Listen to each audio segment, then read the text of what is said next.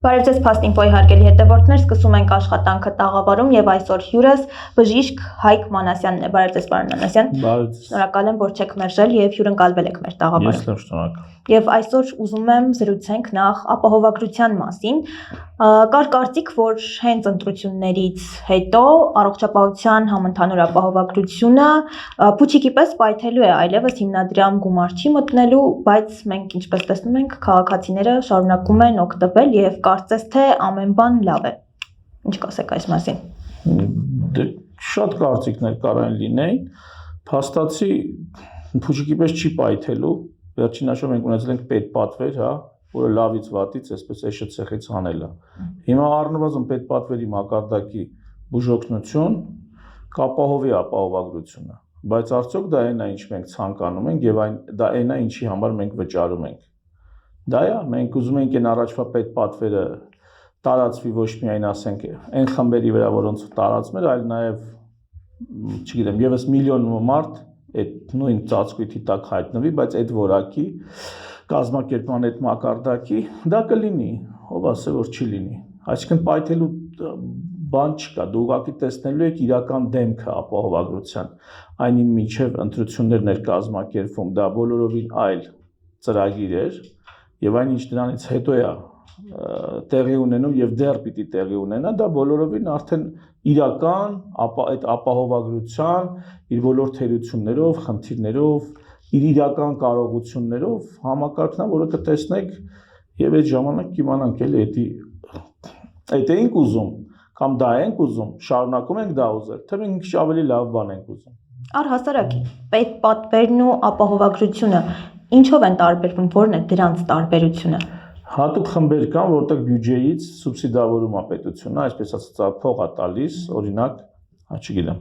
Օրինակ հենց հիմա էլ, հա, ծննդօգնությունը պետության հովանու ներքո է, պետպատվեր է։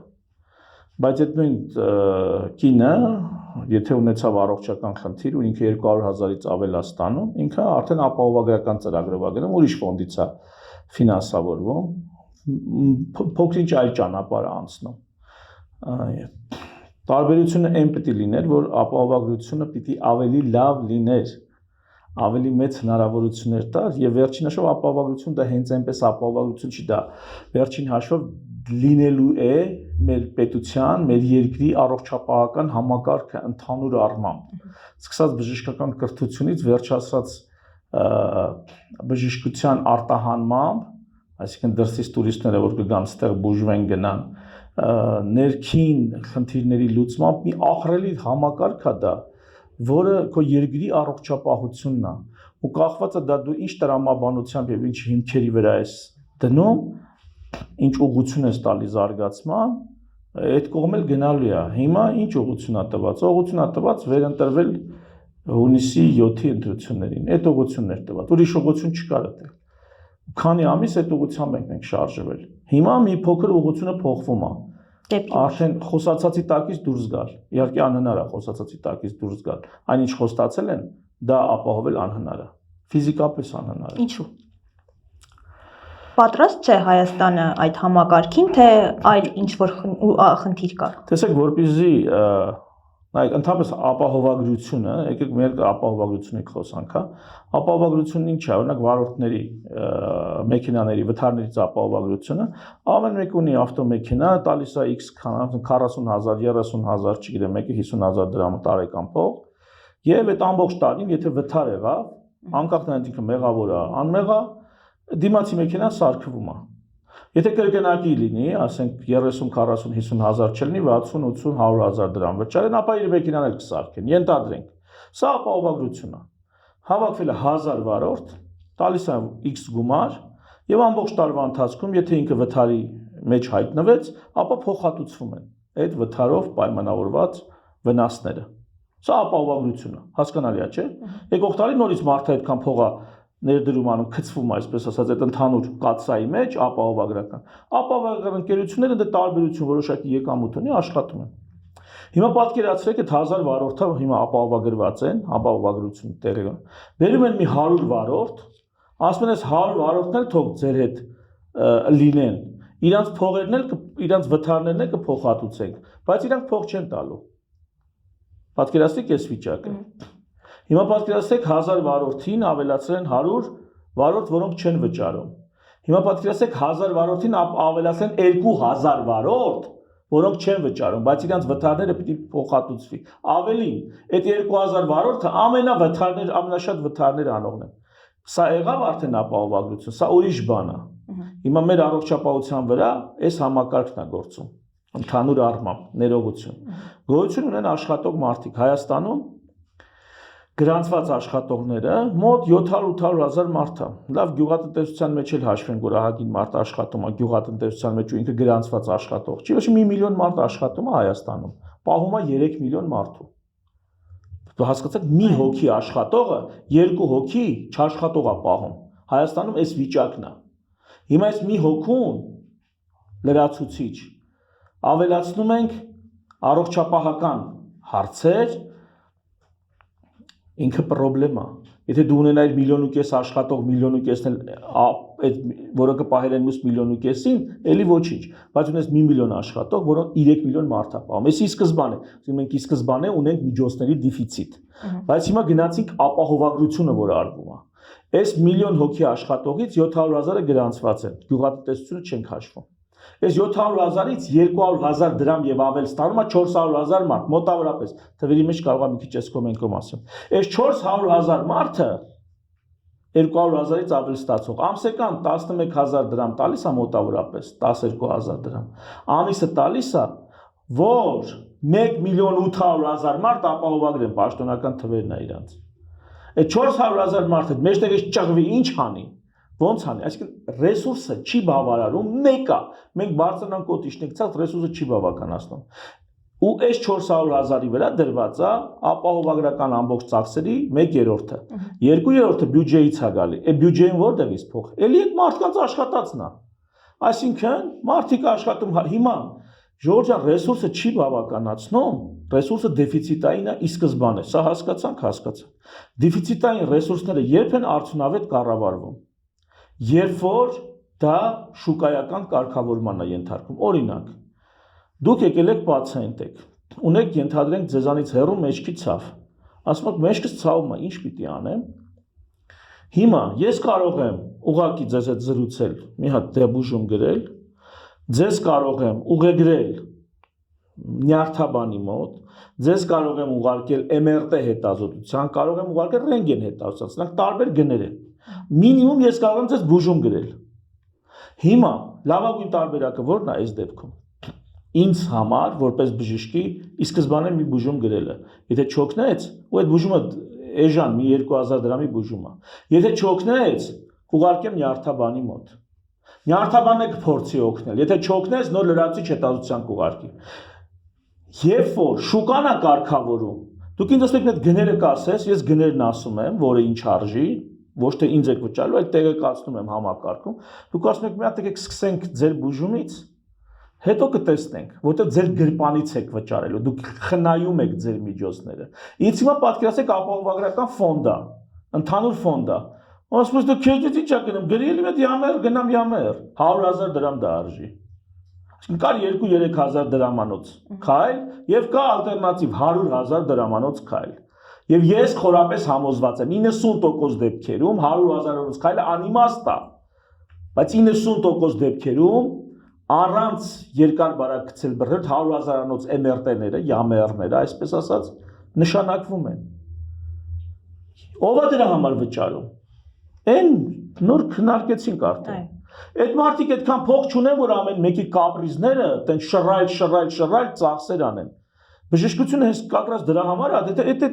էլի մեկ կոմպյուտեր կլինի, ChatGPT-ին կհարցնես, կասես ինչ անեմ, կասի կգնաս կանես։ Բժիշկը նրա համար է, որ ինքը ձեզ ազատի այդ բազմաթիվ լրացուցիչ ծախսերից։ Լավ բժշկի մասին եմ խոսում, իսկական բժշկի մասին եմ խոսում։ Հիմա ապահովագրական համակարգը միջև սկսի ծախսեր անելը, նախ պետք է տենա ինքը հագեցած է այդ լավ բժիշկներով։ Այդ շատ արագ կազմակերպի այդ լավ բժիշկների վերապատրաստումը կամ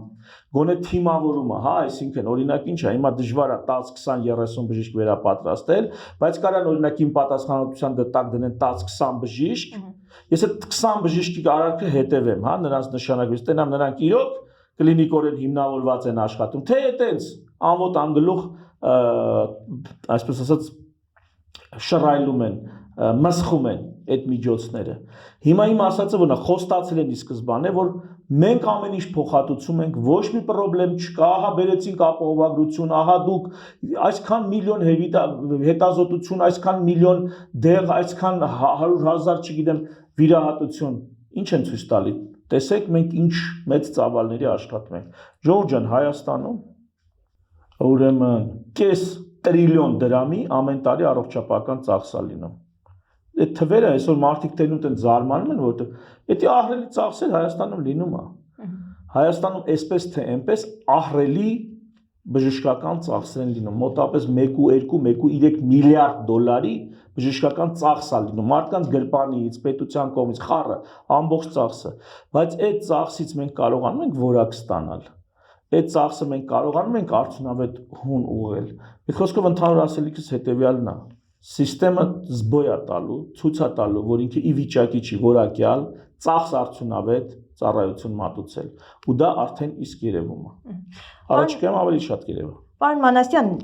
դուք եք նշում, որ ապահովագրության շրջանակներում ծառայություններից օգտվելը անվճար է եւ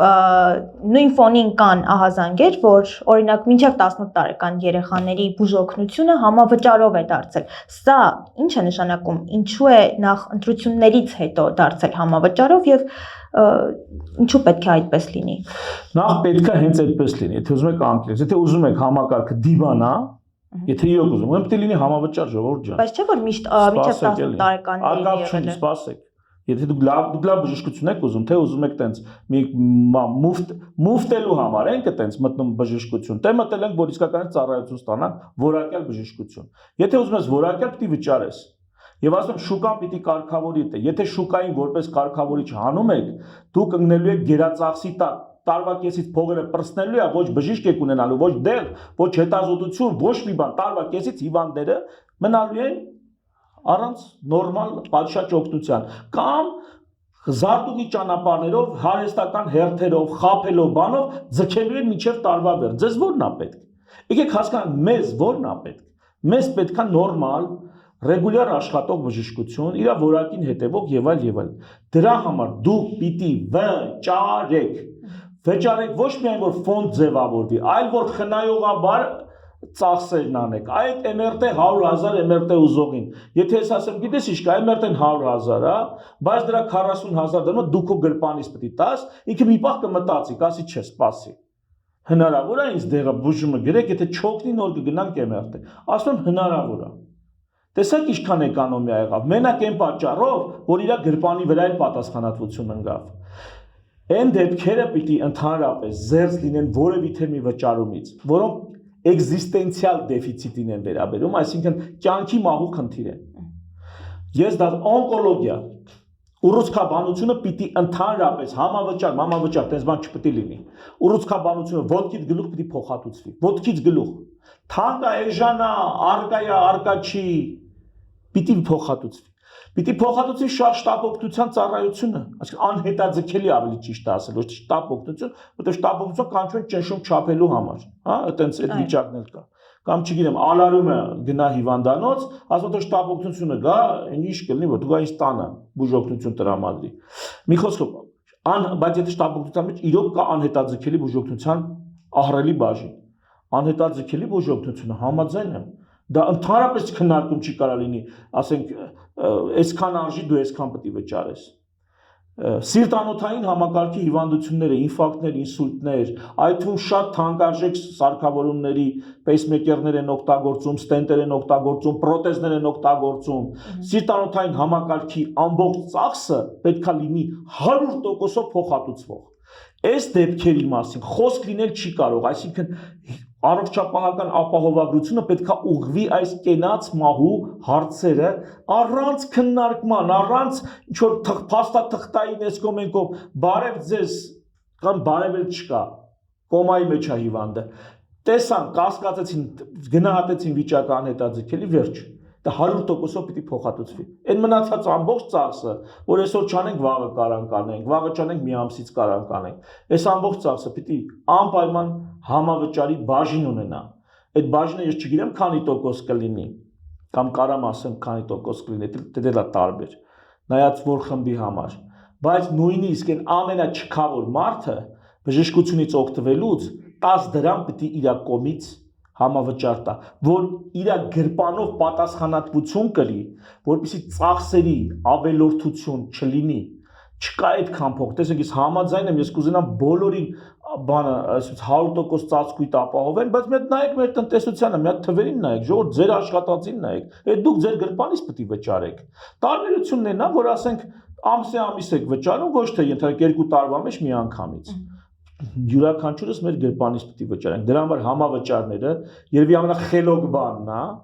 որ այս համակարգի մեջ սկսել են արդեն գործարկել։ Ասում են իբրև թե միջև էտել է եղել, բայց պացիենտների մեծ մասը հիմա է դժգոհություն արտահայտում։ Ես ինքս ապահովագրականի հետ չեմ աշխատում։ Իսկ այն գումարը, որ նրանք փոխհատուցում են, չեմ մտածել այդ տղությամբ, կարող է հետագայում մտածեմ նաև, որտեղ խոսք է գնում բոլորին ծածկույթի տակ վերցնելու, բայց դա լինելու է այտենց 50-50 ապահովագրություն։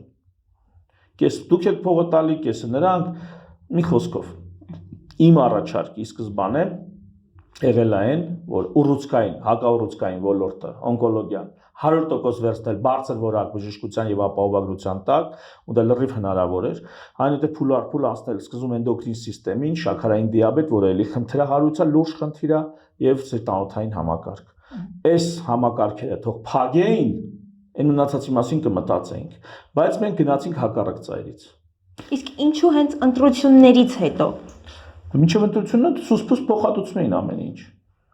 Սա նախընտրական քայլ չէր։ Նախընտրական ապահովագրությունը եղել է ընտրակաշարք, լավ սենց ասեմ։ Այնինչ եղել է նախընտրական ապահովագրությունը, դա եղել է ընտրակաշարք։ Այն ինչ ընտրություններից հետո կա, այսա արդեն ապահովագրությունն է։ Այդ ապահովագրություն կոչվածն է, լավ տենց ասեմ։ Որտեղ ասեցա դասական առումով ապահովագրություն չի։ Բժշկական ապահովագրությունը ընդհանրապես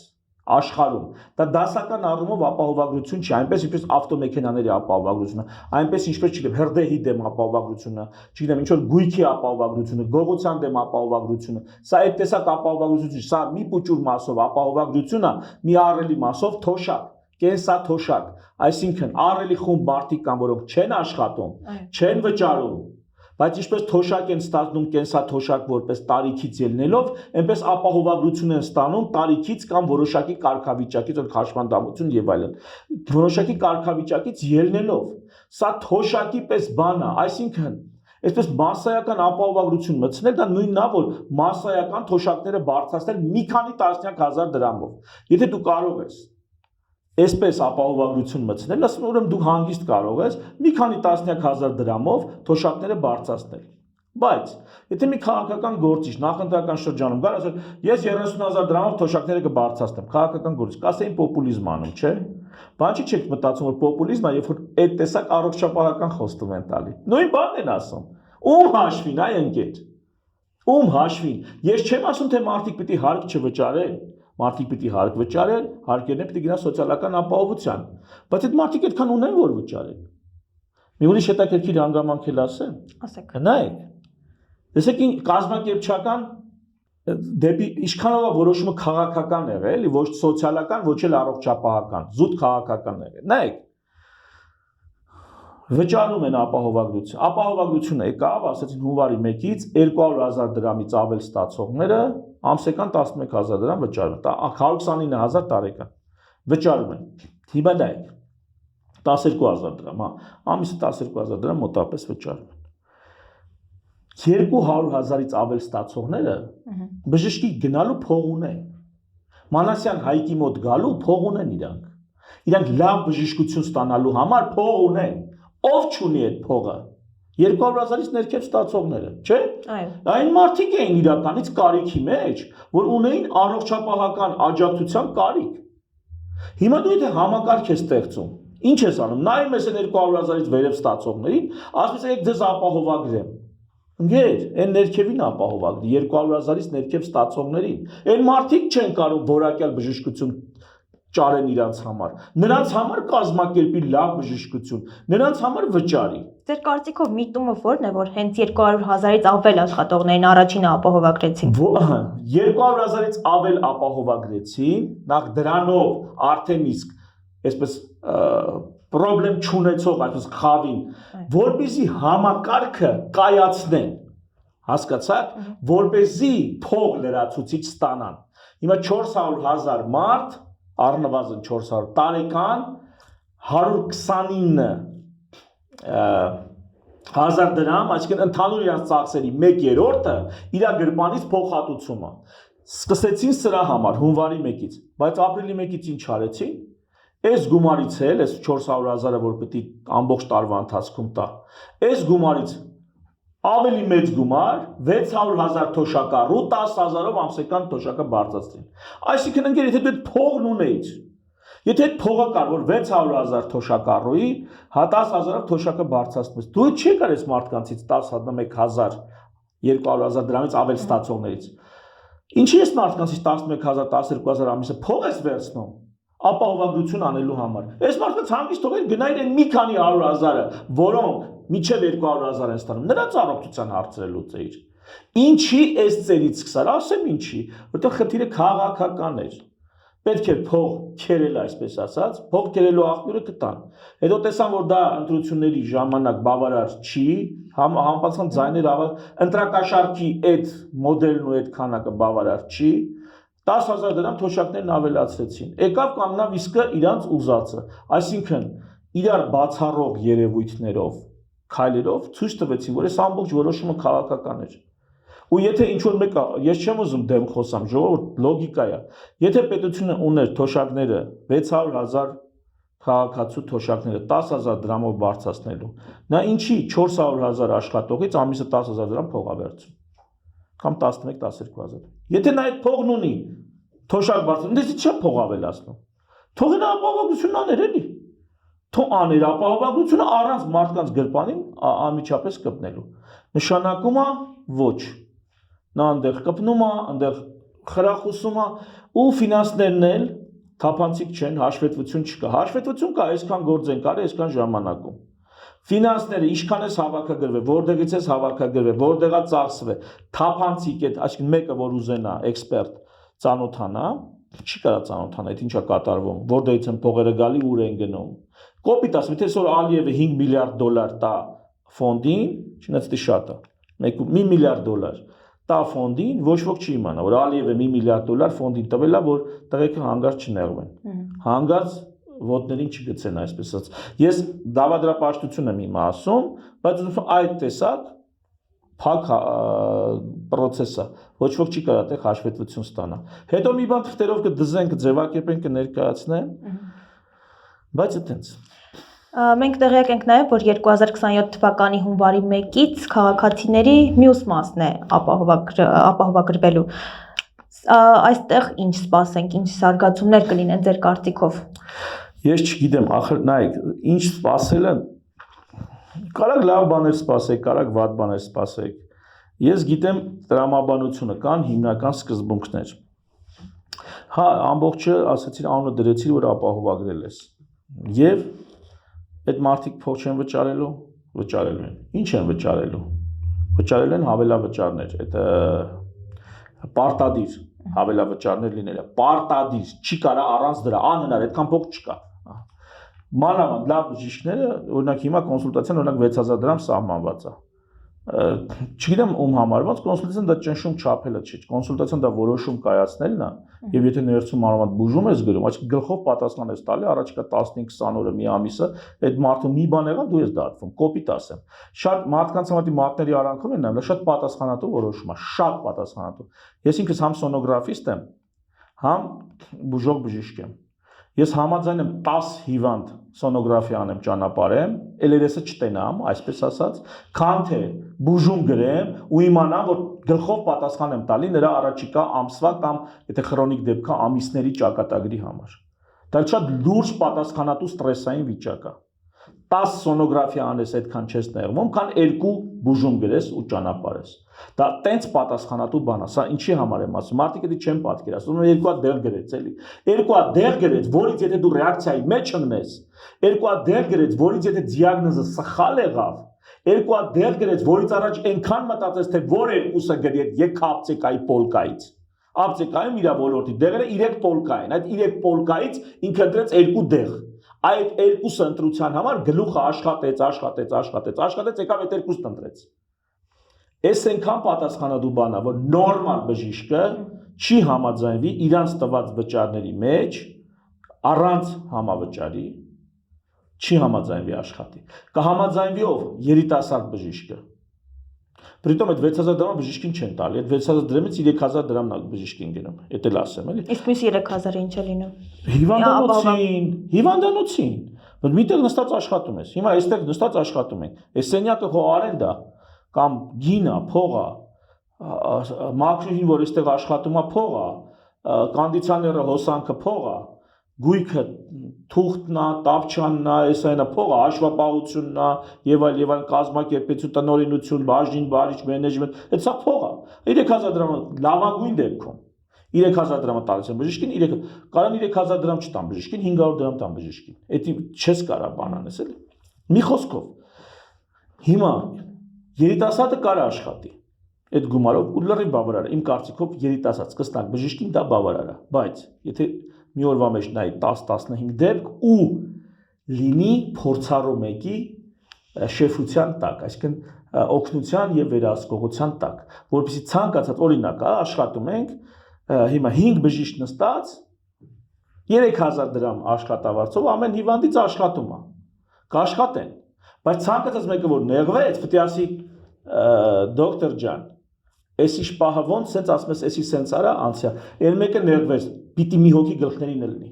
հասկացաք, մի կոպիտ է հնչում գլխներին լինի, բայց թիմը պետք է իմանա ում դիմի իրան նեղվելու պահին, մեկու մեջ էլ պիտի այդ հսկես տենաս քո գլխարած չեն անում, արդյոք տոնուսի մեջ է, որտեվ 5-7 հիվանդ նայելուց հետո դա արդեն սարսափելի է տոնուսի մեջ ելնելը, 7 հիվանդից հետո եկած հիվանդը դիագնոստիկ, եթե մի քիչ խրթին սիտուացիա եղավ, եթե 7 հիվանդից հետո ավտոպիլոտով կարաս աշխատես, 5 հիվանդից հետո ավտոպիլոտով կարաս աշխատես, բայց մտածված տրամադրված դա շատ դժվար գործ է, շատ դժվար գործ։ Նեղ մասնագետ դիագնոզ բաց չթողի, մի վտանգավոր բան չլինի։ Իսկ եթե որպեսի վտանգավոր բան չլինի, դիագնոզ բաց չթողի, 100-200 հազարի անալիզ է գրում, որ համոզվի, որ ոչինչ բաց չի թողել։ Սա շատ նուրբ մասնագիտական հարցեր են սրանք եւ ապահովագրությունը չի կարա սրանց հետ հաշվի չնստի դա վերջին հաշվով ծախս է ճիշտ է մենք ուզում ենք տնտեսենք քիչ ծախսենք շատ առողջություն ստանանք չէ այդ ենք ուզում բոլորս ասում ենք քիչ ծախսենք օպտիմալ լինի էլի ծախսն ու ստացած արդյունքը ծախս արդյունավետ լինի դու պետք է իմանաս այդ համակարգը ոնց է աշխատում եւ բայց հիմա ինչ է հիմա տված հրակոպալի բրախած ով դե հիմա լավ է ասում լավը համավճարները սկսեցին ակտիվացնել ու հիմա ժողովրդի մեջ այդ խոսակցությունը գնում է ժողովուրդ ջան համավճար պետք է լինի եթե համավճարը չեղավ ուղղակի համակարգ այ կպայթի համակարգը այդ ժամանակ կպայթի կտեսնենք ընդհանրապես ու ինչով է պայթելու հերիք չփող չեն բանը դե ասեցի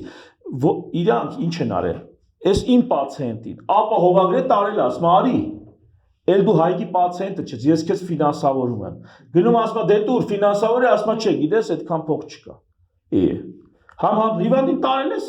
լավ ես արել, ինձ մեկ է, ես նես չի որ բան ունեմ, էլի խնդիր ունեմ, փառք Աստծո։ Իմ համբավը ինձ թույլ է տալի աշխատել այդ թվում ապահովագրված հիվանդների հետ, այդ թվում առանց խնդիրներ ունենալու, այսինքն եթե մի խոսքով, բայց դու հետ հիվանդներին տարել ես, հետո էլ ասում ես ընկեր, բան չունեմ։ Դրա համար ընտրություններից հետո հիմա ինչ կատարվում է կարծես թե կամաց խելքի է գալի վիճակը տեսնենք շարունակությունը իսկ 27 թվին կավելացնեն ինչ կանեն մեր երկիրը այդքան պոտենցիալ չունի Գերմանիայի պես չգիտեմ ինչ Ֆրանսիայի պես ապահովական համակարգ ապահովելու համար բայց ունի իր չափով ապահովելու համար եթե խելացի վարվեն Մենք մեր չափով կարանք այդ համակարգը ունենանք, կառուցենք, բայց այնպես ինչպես կազմակերպված է, ես այդտեղ լավատես չեմ, ինչ ասեմ։ Մինչև համընդհանուր ապահովագրման համակարգը տեղյակ ենք, որ կային մասնավոր ապահովագրական ընկերություններ, սակայն դրանց մեծ մասը նույնպես արդեն ապահովագրական ծառայության համընդհանուր ապահովագրության ծառայության ներքո են աշխատելու։ Տարբերությունը ո՞րն է պետության կողմից առաջարկած ապահովագրության եւ մասնավոր ընկերությունների առաջարկած ապահովագրության։ Լսեք, ստանդարտները հիմնականում նույնն են լինում, բայց մասնավորը ախր ամեն ինչ չափի մեջ լավ է։ Մասնավորը ես կուզենայի օրինակ մասնավորը այնուամենայնիվ որպես մրցակցող կողմ լիներ, որպեսզի պետական ապահովագրությունը խելքը գլուխը հավաքեր, միշտ տոնուսի մեջ լիներ։ Այսինքն այդ նույն ֆինանսներով, նույն հոսքերով մասնավորը կազմակերպել իր ծառայությունները եւ ցույց տալ, որ հնարավոր է ավելի արդյունավետ աշխատել։ Օրինակ, մասնավորը կգա Արմանասյանի հետ կխոսար, կասեր Հայկ ջան, ոչ թե կոնսուլտացիան 6000 դրամ է փոխհատուցվում հիվանդանոցին։ Հիմնարկին քեզ տալիս է 3000 դրամ։ Այլ ենթադրենք, քանի ամիս ես վարելու, ամիսը 10000 դրամ է փոխհատուցվում, օրինակ։ Եթե մի տարի ես հիվանդին վարում 120000 փոխհատուցվում է, ենթադրենք, կամ չգիտեմ, մի տարվա դեպքում 60000 փոխհատուցվում է, ենթադրենք։ Կխոսա Արմանասյան Հայկն էլ որ աշխատում է 100,000-ներով անալիզ չի գրում, որ 100,000-ներով անալիզ չի, փողը խնայվում է, չէ՞։ Այսինքն մի հատ 60000 տալիս ես 6 ամսվա կամ մի տարվա համար բժշկին, լավ բժիշկներին, պայմանագրերը կապում ես։ Ու սկսում են փողը խնայել, օրինակ։ Բայց միջև էս տենց չի աշխատել, մի ուրիշ ձև են աշխատել։ Միջև հիմա ոնց են աշխատել մասնավորները։ Խոսացել են 3000 դրամանոց կոնսուլտացիաներով, այտենց են էկոնոմիա արել։ Հակառակ ծայրից են եկել։ Բայց վերջը մեկի մտքով կանցներ, էլի այդ մրցակցության մեջ մեկի մտքով կանցներ, պետականի հետ լինել կոնկուրենտ։ Ես դրան կողմ եմ, պետականի հետ ինչ որ մի բան պետքա լիներ կոնկուրենտ։ Ավելին, պետականը ավելի շատ պիտի զբաղվի պետական ապահովագրություն այն թոշակային մոդելով։ Ասեմ, չէ՞ բանա, այսի բժշկական թոշակ է։ Ավելի շատ բժշկական թոշակ է, քան թե իրական ապահովագրություն, որովհետև 3 միլիոն մարդու մեջ, եթե աշխատում այսպես ասած 1 միլիոնը, կոպիտ ասած, ուրեմն 1 միլիոնին դու կարաս իրականում ապահովագրես, 2 միլիոնի առողջապահությունը պիտի որպես թոշակ տաս։ Տենց չի դուրս գալի, տենց է դուրս գալի։ 2 միլիոն թոշակառու են լինելու կոպիտ ասած, առողջապահական տեսանկյունից, 100 միլիոն ապահովագրված։ Այս միլիոնը գնում էր չնայած կամավոր էլի որտեղ ուզում է, բայց ապահովի մասնավորը հիմնականում այս կողմի վրա էր աշխատում, պետական ապահովագրությունն էլ աշխատում էր խոցելի խմբերի տերելնելու վրա ու լավ տերելնելու վրա, բայց այնքան լավ էր աշխատում, որ մասնավորը գնա, ասենք խոցելի խմբում չլինելով հանդերձ մարդը գնա դե ապահովագրի, կարա աշխատի, կարա, բայց դրա համար պետքա մրցակից ունենա, իսկ հիմա մրցակիցներ չունեն, լավ կկառավարեն, վատ կկառավարեն, ոչ ոք չի տենա դրա տարբերությունը։ Ինչի՞ է դες համա, օրինակ հիմա ապահովագրական ընկերությունը ունի ղեկավարություն, ապահովագրական էս ծրագիր ունի ղեկավարություն։ Ինչ գիտես, լավ են աշխատում թե վատ։ Ինչ լայքերի քանակով, հա, ինչքան շատ կլայքեն, ինչքան ռեկլամանես, այնքան շատ կլայքեն։ Ինչքան հեքիաթ պատմես, այնքան շատ կլայքեն։ Ինչքան բլոգերներին հավաքես, լպստես, եղես, դեղես, այնքան գովեն։ Հանրային կարծիք կձևավորվի ու լայք կհավաքես։ Հետ եկավ նորմալ առողջապահություն։ Այդ իսկ պատճառով մասնավորը այնուամենայնիվ ճիշտ էր, կարծում եմ ճիշտ է, որպես մրցակցություն, բայց ոչ այն աստիճան, որ ասենք 50 հատ ապահովագրական լինի երկրում, էլի։ Ինչ որ որոշակի կրիտերիաներ ես դնում, որ երկրում ասենք 5-10 ապահովագրական մասնավոր ընկերությունից ավել չկարողանան։ Եթե ուզում են թող չգիտեմ, դա հարցը այդքան էլ բժշկական չի, բայց համենայն դեպս մրցակցությունը այստեղ կարար բերեր որակ, ինչը հենց այս պահին մրցակցությունը գոյություն չունի։ Ես կուզենայի նաև զրուցեինք քաղաքական որոշ թեմաների շուրջ։ Հունիսի 7-ի ընտրություններից հետո, երբ քաղաքացիական պայմանագիր կուսակցությունը վերընտրվեց, հիմա երկրում այդ ամենից հետո ինչ մթնոլորտ է տիրում ձեր կարծիքով։ Ես ինչ մթնոլորտ եմ, հետընտրական մթնոլորտ, հեսա կամաց էլ կանցնի արձակուրդներ կգնան, հետո ով փալան մենք է, ով փեշ մենք փալան, այդ լոգիկայով, այդ տրամաբանությամբ ժողովուրդը ապրելու է։ Ժողովուրդը նշում էր, որ այլընտրանքային ինչ-որ ուժերի են ցանկանում եւ այս տարի մենք տեսանք, որ տարբեր ուժեր կային, որոնց միջև կարելի էր ընտրություն անել։ Ինչու այս դեպքում եւս քաղաքացիական պայմանագիրը վերընտրվեց եւ մնացածը մնացին ստվերում, չնայած մենք գիտենք, որ այս տարի խորհրդարանում նոր ուժ կլինի, Ուժեղ Հայաստան կուսակցության մասին է խոսքը։ Չգիտեմ Ուժեղ Հայաստանը ինչ կփոխի խորհրդարանում, լսեք ժողովուրդը հստակ ցույց տվեց, որ չի ցանկանում 50% պլյուս 1 քվեով չի ցանկանում գործող իշխանության վերարտադրություն։ Այդ ցույց տվեց։ Միևնույն ժամանակ ցույց տվեց, որ ալտերնատիվ ովքեր որ կան իրենց առաջարկում են, իրանց էլ չի ուզում, մեզ էլ չի ուզում ալտերնատիվ։ Ինքը ուզում է շատ ավելի լուրջ բան, միգուցե կամ շատ ավելի ցանցառ բան, չգիտեմ, այլ բան է ուզում։ Նա ուզում է, որ իշխանությունը փոխվի, այսպես ժողովուրդը իր քվեով ցույց է տվել, որ նախ մեծ մասնակցայնությամբ ցույց է տվել, որ ինքը սրտացավ է երկրի ներկայի եւ ապագայի համար, սա շատ կարեւոր ցուցանիշ է։ Մեծ 59-60% մասնակցայնություն, եթե հաշվի առնենք, որ այս 69%, 59%, 60%-ի մեջ 60%-ը հաշվարկելուց արտասահմանում գտնվող մեր քաղաքացիները ուրեմն չեն բացառվում, ապա այսինքն ցուցակներում մարդիկ կային, բայց Հայաստանում չէին կարող ընտրել։ Եթե վերցնենք իրականում Հայաստանում եղած մարդկանց եւ մասնակցածների թիվը, կստանանք մոտ 70% մասնակցություն։ Այդքան մարդ է մասնակցել։ Սա շատ բարձր քաղաքացիական գիտակցություն է, շատ բարձր։ Սա առաջինը, որ պետք է արձանագրենք ընտրություններից։ Մարդիկ անտարբեր չեն երկրի ներկայով եւ ապագայով։ Երկրորդ, մարդիկ չեն ուզում 50% պլյուս 1 քվեով չեն ուզում, որ իշխանությունը վերարտադրվի, եւ երրորդ, մարդիկ գործող քաղաքական էլիտայի մեջ չեն տեսնում այն առաջնորդող ուժը կամ խումբը կամ շերտը, որոնք արժանի են այս տեսակ բարձր մասնակցությամբ քաղաքացիական գիտակցությամբ ժողովրդին առաջնորդնելու։ Այս իրեք փաստը պետք է արձանագրենք։ Ու հիմա ինչ է գնում։ Հիմա այս ամենից կամ դասեր կանեն, կամ հետևություններ կանեն, կամ չգիտեմ։ Ես որոշել եմ իմ մասնագիտական բուրըն գործունեությունը առաջ տանելուց բացի ես ապահովագրության հետ կապված ահագին թեմայի մեջ լինել եւ հնարավորինս առաջիկայում եթե հնարավոր է ժողովրդին ոչ թե ներքաղաքական հարցերով չգիտեմ վերլուծություններ կամ բաներ ներկայացնել, այլ ապահովագրական հարցով, որովհետեւ մի դասախոսություն էի լսում ապահովագրության հետ կապված անգլերեն անգլախոս դասախոսություն էր, որտեղ դասախոսն ասում էր ապագայի երկու խնդիր է լինելու մարդկության առաջ կանգնած, դա մեկը գլոբալ տաքացումն է, մյուսը հանրային առողջությունը։ Վերջին հաշվով բյուջեների 20%-ը միջև ավել 20%-ից ավել պետություններ այսօրվա զարգացած պետությունները առողջապահության վրա փող են դնում։ Պատկերացնեք այդ ինչ տիպ է 1/5-ը բյուջեների գնում է առողջության ապահովագրության վրա, այսինքն սա ահռելի կարևոր թեմա է։ Մենք նոր ենք այս թեմայի մեջ տաքանում,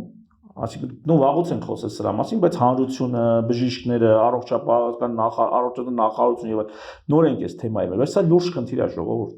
Այսինքն այս պահին կարան քննադատենք, ասենք սա ճիշտ է, սա սխալ է եւ այլն, բայց վերջին հաշվով պետք է մենք հասկանանք այս ինչի մասին է ու ինչի հետ են ուտում։ Ընդհանրապես մենք լիքը բաներ անում ենք կապկելով, թութակի պես կրկնելով ինչ որ դուրս անում են, առանց հասկանալու թե ինչի հետ են ուտում։ Ու ունենում են խնդիրներ, որտեղ միշտ ավելի վատ է մեր մոտ ստացվում, կամ դուրսն է, որտեղ դու չես հասկանում, նրանք հասկանում են ինչ են անում, նրանք գիտեն ինչ են անում, դու ինչ ես անում, դու անում ես որ վերընտրվես։ Դու այս ամբողջ համակարգը սկսել ես մի քանի ամիս, որ վերընտրվես։ Մեկ էլ հա, միջև ծրագիր կար, որ $100 միլիոն բանը պարտք են տալու, բանի $110 միլիոն պարտք են տալու համակարգը կայացնելու համար։ Մեկ էլ հա, հետո $110 միլիոն արտաքին վարկ, որ քեզ շատ է պետք հիմա, որտեղ տնտեսական խնդիրներ ունի պետությունը։ Շատ լուրջ։ Եվ վերընտրվել։ Իսկ ես կարծում եմ քորքից պետք է իմանանք ու ես կաշխատեմ առաջիկայում հաճախ անդրադառնալ այս թեմային, խորքային։ Սա ինչա իրանից ներկայացնում։ Առաջի դասը կարանք ընդունենք սա, որ սա ոչ այնքան ապահովագրություն է, որքան կենսաթոշակ։ Եվ այս երկուսի հիբրիդ վիճակն է, եթե մենք կամաց որպես աշխատողների քանակը մեծանա, տնտեսական վիճակը մեծանա, մարդկանց գրպանում այդքան փող լինի, որոնք սիրով տան ապահովագրության համար, հա, ժողովուրդ ջան, կհասցնենք այդ ժամանակ շատ ավելի լավ բաներ կանենք, բայց հիմա այդ օրը չի, ու տևական ժամանակ այդ օրը չի լինելու։ Այդ դեպքում ինչու են հորդորում այն աշխատողներին, որոնք գրանցված չեն, ստիպեն իրենց գործատուներին, որպեսզի իրենց էլ գրանցեն։ Իրենք այսքանը չեն հասկանում։ Լսեք, դա մեծ բան չի փոխում։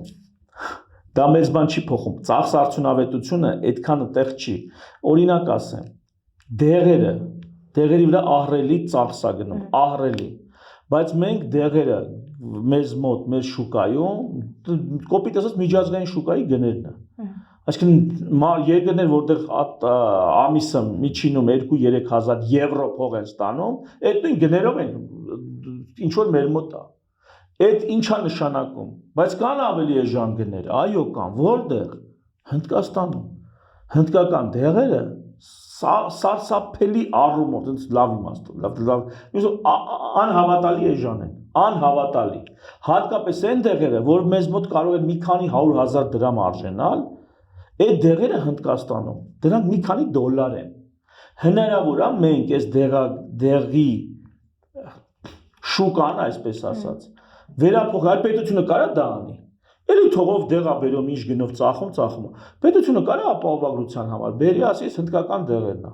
Ինչ կասեն այդ դեպքում դեղագործական բանը, ֆիրմաները, հա? Կասեն դրանք լավ դեղ չեն, որակով չեն, թե այսպես որակ ունեն։ Այսպես, այն ինչ փորձել ենք, այն ինչ գալիս է մեր մոտ, այսպես որակ ունեն։ Գեպատիտ C-ի բուժումներից սկսած, գեպատիտ B-ի բուժումներից սկսած, դա թանկանոց դեղեր են։ Մի քանի տասնյակ հազար դոլարանոց դեղեր են դուրսը։ Մենք $1,000 մի կուրսը ապահովում ենք հնդկական դեղերով։ Պատկերացրիք, այսինքն դա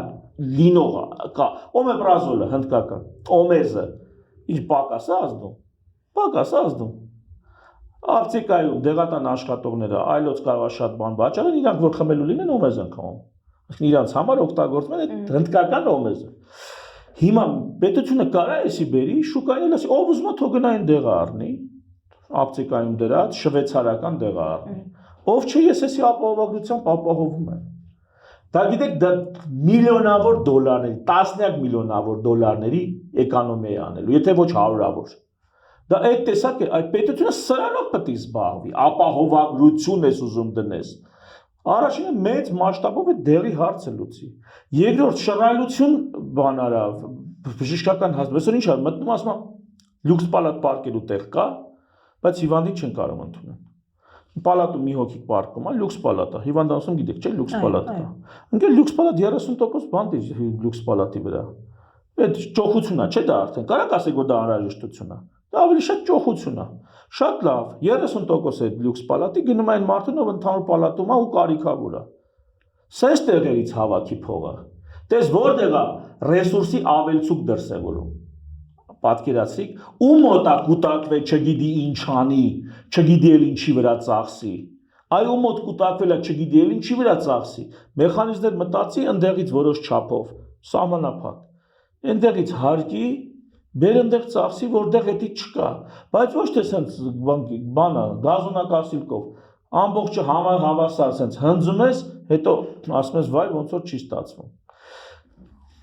Այդպես։ Շնորհակալ եմ շատ, պարոն Մանասյան։ Ես եմ շնորհակալ, ժողովուրդ ջան, ժամանակի մեջ շատ կարճատև մի նայեք, կներեք էլի, սա երկարաժամկետ գործ է, շատ լուրջ գործ է, եւ մենք լավից վատից համակարգ ունենք, որոշակի առումով կայացած առողջապահության, հանգարց այս համակարգը քանդուքարապ չլինի, այս անկազմակերպ ու այս պետպատվերային, այսպես ասած, ագրեսիայի պատճառով։ Սա շատ կարևոր է, հիմա պետք է մի քիչ այնց անենք, որ եղածն չկորցնենք, այլ ավելին բարելավենք։ Այնպես որ մի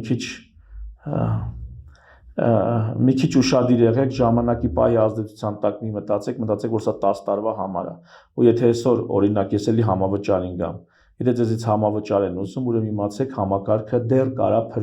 փրկվի, այսպես ասած, դեռ փրկություն։ Այ որ օրը ձեզից էլ համավճար չուզեցին, իմացեք քանդում են էլ իր ձևով, սուտ խոստումներով կարող է մի տարի ձեզ գոհացնեն բավարարեն, երկրորդ տարում դուք արդեն կամաց առողջապահական համակարգի դեգրադացիա եք ունենալու, այնպես որ այդ համավճարներին քիչ կպեք, թողեք դա լինի, դա պիտի լինի։ Ես չունեմ, ես ոչ իմը 100% վճարովի է։ Ես ուզում իմ մասին չի։ Ժողովուրդ ջան, այդ համավճարներից ուրախացեք։ Նշանակում է համակարգը քանդելու ճանապարհին չեն, փոշմանել են։ Բավականին բազմաբովանդակ ստացվեց, հուսանք ամեն բան լավ կլինի, շնորհակալություն։ Լավ, մերսի։ Հարգելի հետևորդներ, այսքանն էինք պատրաստել, իսկ Fasting.info-ին առաջարկում եմ հետևել նաև այլ սոցիալական հարթակներում, այդ թվում Telegram-ում, Facebook-ում, Instagram-ում եւ TikTok-ում մեր պաշտոնական կայքեջը կարող եք փնտրել Google հարթակում որոնելով 3w.fasting.info.am